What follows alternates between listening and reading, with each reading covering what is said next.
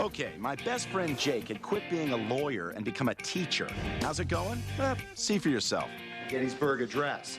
It's 268 words spoken in just under 3 minutes, 140 years ago, yet as relevant today as it ever was. It's pretty amazing, right? Any reactions? Comments? Yes, Claudia. I think my water just broke. As far as I'm concerned, the only high point of Jake's 2 months back in school has been meeting the hot teacher, Liza.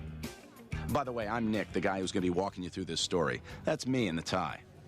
Look, I'm not trying to get all Mr. Holland's opus. I just like to try to reach the kids in the middle, you know, the ones with the untapped potential. Really? See, I'm just in it for the cafeteria food. But if we could have mouth-watering Salisbury steaks and reach the kids in the middle. Listen, the smart kids are always going to be smart. The not-so-smart kids, They well... can dream of one day bagging my groceries.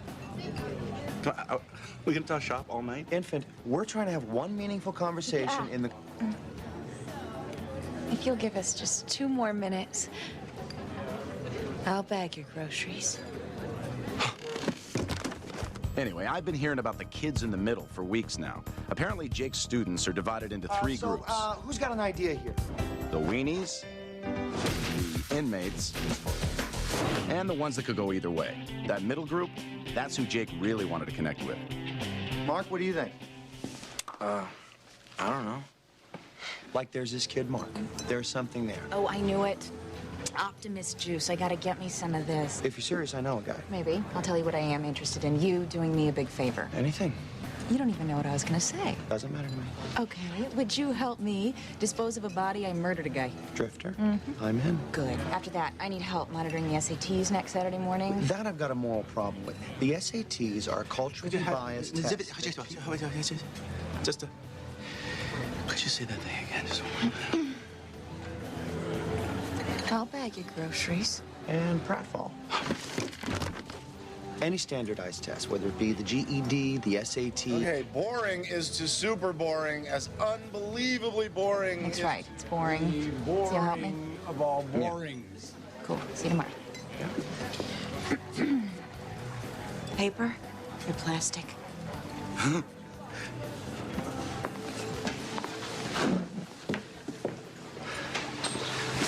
Okay, why are we not sleeping with this queen? Well, I know that you're not sleeping with her, because God hath made thee an abomination unto all of womankind. Fair enough. It gets worse, it gets better, but at least it don't stay the same. I trade one for the other, to stumble through another day. It's not a perfect world, so not a perfect world, but I don't need a perfect world to read what I can make my own perfection. Okay, the only thing worse than listening to Jake go on about the kids in the middle for 3 hours is watching Jake try to start his car. The pace car for the loser 500. That car is the symbol of everything Jake gave up when he went from being a high-paid lawyer to being a guy who cares about connecting with kids. See, my friend Jake sold his convertible to get the school a bunch of computers. That's right. At the end of the day, Jake is a really great guy. Which only means I gotta spend every waking moment busting his chops. It looks like you're good. I'll see you at home. Anyway, Jake did get home eventually.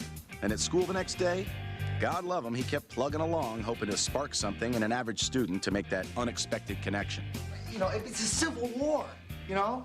Does anybody have any thoughts on Lincoln? Huh? Mark? No? All right, Collins? Yeah, I like Lincoln. Linking up with my lady. What's up? Continuing. Yeah. You know what this coffee needs? A little cream, a little sugar, and a little coffee. Ooh, what's that? I didn't know you had Collins. It's official. Jake is connecting with no one. So, no luck with the monkeys in the middle, huh? No. Seisner, how goes it? I got the funny for the next show. Let's see what the crowd looks like. Okay, that bites. Lenny Wasserman, absent. Yeah, he wasn't in my third period. He's got strep throat. Perfect. He's gone for the week. He's my best laugher. Oh, man. I might need some heavy artillery. So, somebody having trouble reaching the kids in the middle? Maybe. You're being too hip for the room, Jake. Kids in the middle? They're my bread and butter, yo. I'm sure they are. You gotta dumb it down a little bit. You know what I mean? You dumb it down, Seisner, we're teachers. Save it for HBO, my friend. This is Leno country. Oh, here we go. Say hello to pint size. God bless Leno country.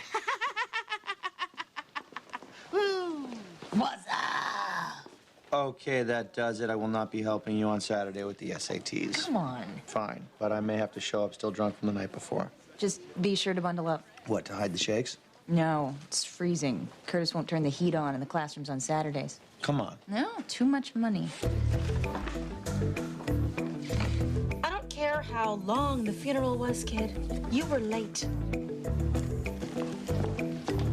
Kim, we need to see Miss Curtis. Yeah, she's not here, dude. I can see her in there, dude. No, she's not there.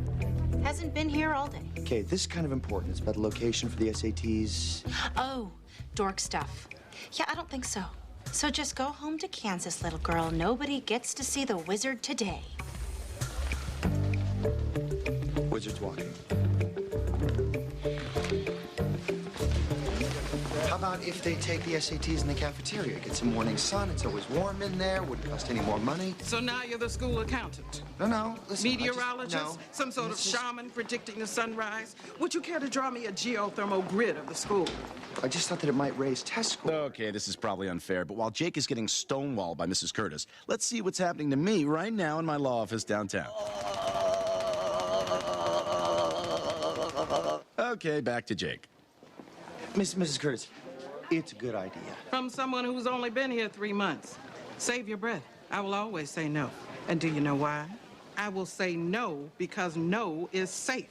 No means that nothing can go wrong. And no means I haven't said yes, which only encourages people like you to ask me for things. Good day. Man, Jake's having a bad day. Shot down by the administration, not connecting with the kids in the middle. What else could go wrong?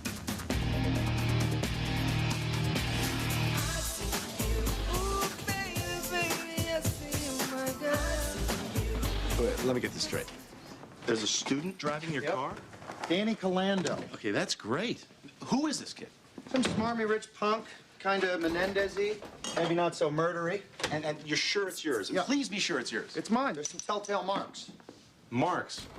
You kept that thing spotless. Well, if you sneak out to the parking lot and you pop the hood with the extra key that you never gave the dealer, you can kind of make out the VIN number engraved on the engine. Ah, I get this. This is good. Do me a favor, before you start... No, I've already started. Well, before you continue, I've moved on, okay? I don't care about that car.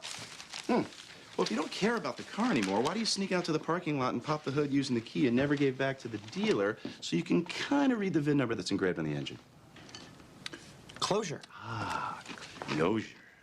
So now I had a mission. Right. To get Jake to admit he missed his car. That he missed his old life. I mean, I missed his old life. Jake needs to realize that maybe this teaching thing was a mistake. Could he bottom out any lower? Any thoughts or questions? Anyone? Yeah, AJ. Well, I think 3, 2, 1. Maybe he could bottom out a little lower.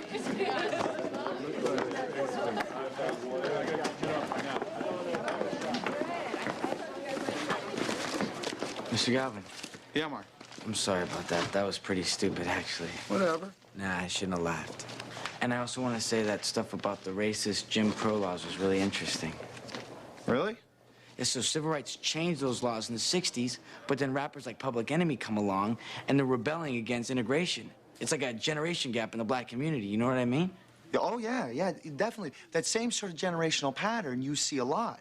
Blah, blah, blah. I don't know what kind of Bullworth crap these guys are spewing to each other, but it looks like Jake has made that magic connection. Maybe these kids aren't such morons after all. Yo, Marky, those 2 dogs are humping again. Come on, check it out. I gotta go. Yeah, all right. I'll see you later, Mark. So here we are. Jake has a little hope. But remember, if everything worked out fine and dandy, I wouldn't be telling you this story. So Jake, a.k.a. Mr. Holland, thinks he's found his opus and can't wait to brag about it. Miss. Guess whose very average student, Mark, came up to him after class with an original, thoughtful insight. Oh, I know this.